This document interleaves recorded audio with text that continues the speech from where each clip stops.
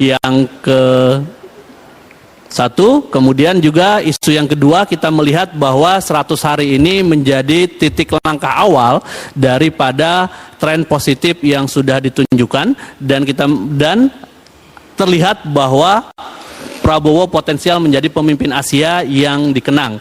Jadi kita mengetahui tokoh-tokoh di luar, misalnya Lee Kuan Yew, Mahathir Muhammad, dan Deng Xiaoping. Dan 100 hari ini memperlihatkan bahwa arah ke sana itu juga terlihat, ya. Arah ke sana terlihat bahwa Pak Prabowo menjadi potensial menjadi pemimpin Asia yang dikenang.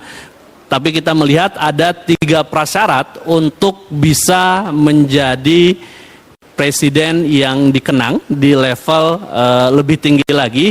Jadi yang pertama yaitu transformasi ekonomi yang berkelanjutan. Jadi harus mampu memimpin Indonesia menuju pertumbuhan ekonomi yang inklusif dan juga berkelanjutan. Seperti yang dilakukan Deng Xiaoping yang berhasil membawa Cina menjadi kekuatan ekonomi global. Dan memang langkah ini memerlukan reformasi besar di sektor tidak hanya industri, tetapi juga teknologi, termasuk juga energi terbarukan. Kemudian yang kedua, kepemimpinan visioner dan stabilitas politik. Seperti Lee Kuan Yew, Singapura, Prabowo perlu menunjukkan visi jangka panjang yang jelas dan membangun stabilitas politik dalam negeri. Ini mencakup penguatan hukum, efisiensi birokrasi, integrasi sosial yang mengakomodasi keberagaman Indonesia, dan juga spirit pro-demokrasi sebagai prasyarat negara modern. Kemudian yang ketiga juga, pengaruh internasional yang kuat, harus memperkuat posisi Indonesia sebagai pemimpin minimal regional di ASEAN dan pemain penting di kancah global. Seperti Mahathir Muhammad dikenal sebagai suara yang berpengaruh di Asia.